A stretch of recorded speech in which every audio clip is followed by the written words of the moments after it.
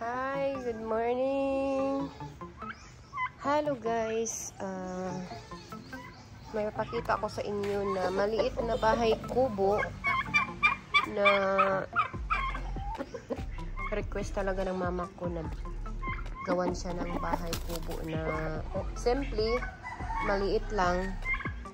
So ayaw niyang tumira sa konkretong bahay, yung ganyan, ayaw niya. So gusto talaga niya yung bahay kubo na puro bambo.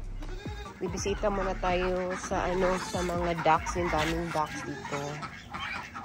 So nangihingi ng mga pagkain. Hi! Hana,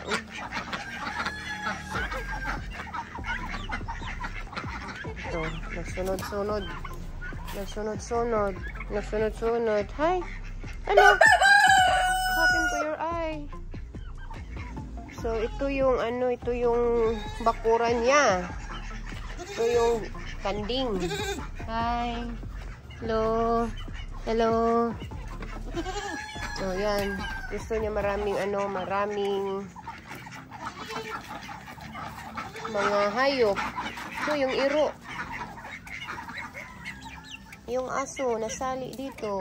Hi, Doggy. What happened to you, Doggy?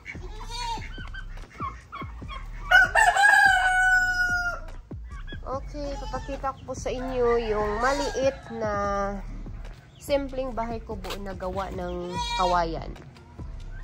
So, dito tayo. Punta tayo dito para makita nyo yung panlabas na itsura nito. So, dito may daan pa baba. At saka doon, daan pa highway. So, ito yung bahay namin. So, ito yung bahay namin na ayaw niyang tirahan kasi mainit daw. Kasi konkreto kasi. So, yan. Nasa vlog ko na yan, yung bahay na yan. So, ito yung bahay kubo ni mama. Yung maliit na bahay kubo. Bahay kubo na made of bamboo.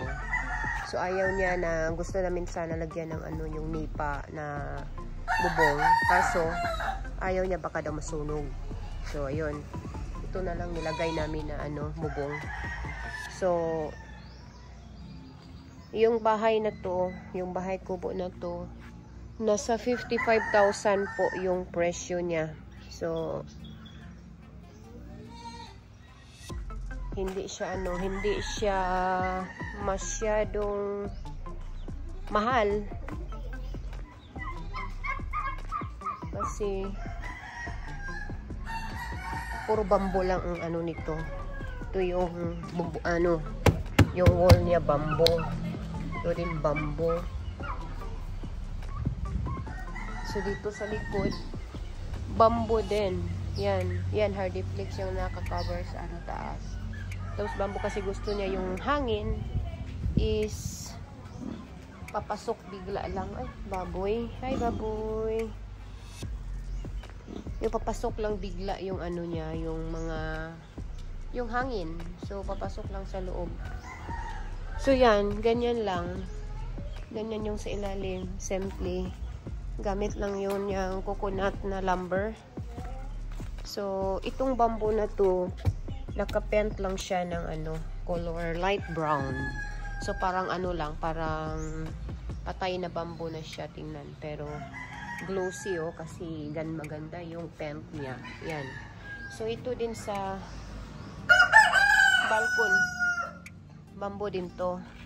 So, naka-paint din siya ng ng medyo kulay nito. So, brown naman sana yan. Pero nag-iba kasi may na-mix na kulay. So, papasukin natin yung maliit na bahay kubo ni mama. Ano niya? Maabri. Okay.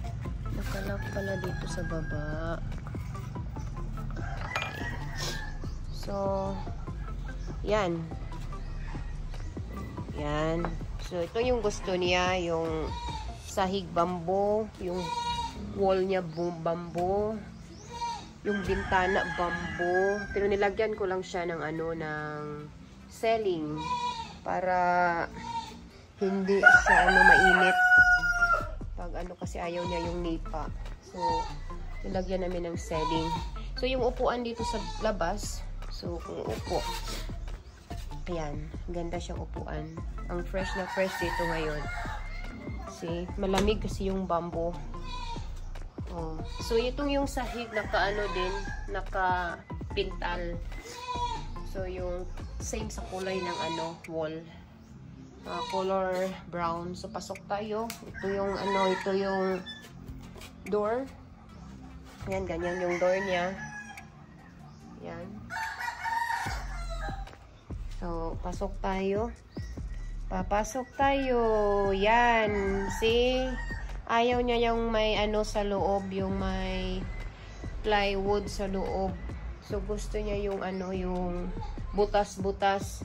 So, nisip ko kasi pag butas dyan, tapos ito, marami tong ano, pwedeng makaano sa kamay niya kung ano niya, ma-touch niya. So, pinalagyan ko nitong type na ito. Mata-mata daw tawag nito na bamboo. So, at least, pag maganyan yung ano niya, walang problema. Kasi yung hangin papasok pa rin dito. So, kahit sa sahig, so yung lamig-lamig nga dito, hindi mo na kailangan ng electric fan or aircon. Kahit naka-metal yung bubong. Pero, kung titingnan mo naman, fresh na fresh. So, 55,000 peso yung nagasto ko dito. Medyo may kamahalan lang sa ano, sa materials kasi dito. At saka sa workers. Kaya umabot ng 55,000. Simple lang siya pero umabot siya ng 55,000 pesos. Pero sulit naman kasi kung titingnan nyo, malaki naman yung ano, yung yung bedroom. Ano ba to? Yung bedroom. Tapos, yung size nito is 5 meters by 3 meters. So, ganyan lang. So, kung isara natin yung pintuan, ganyan lang. So, ganyan siya ka-fresh. Talagang fresh na nito ngayon. So, hindi mo mafe-feel na ano, na mainit. Kasi yung hangin, ito papasok ng ang hangin dito. Lahat bamboo. Gusto pa nga niya na bamboo yung bubong. Hindi naman yan pwede dito. Okay, so, yun muna yung may papakita ko sa inyo kasi hindi pa nga ito masyadong tapos. Pero, ano na, lilipat na kasi sana siya ngayon. So, kailangan kunan ko man lang ng video na malinis pa siya, na wala pang mga bagay na nakalagay. Hi! Hello! Hi! So, yan ang bahay ni Mama. Bahay kubo bang tawag sa kanya nito. Medyo malaki naman to. Yan. Napaka-simple. Lahat bamboo. Yan. Ang cute. Sarap matulog sa loob kasi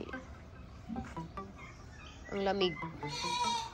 Okay, bye-bye. Yan lang muna sa video na ito. Sana nagustuhan nyo yung style ng bahay kubo na to. Thank you.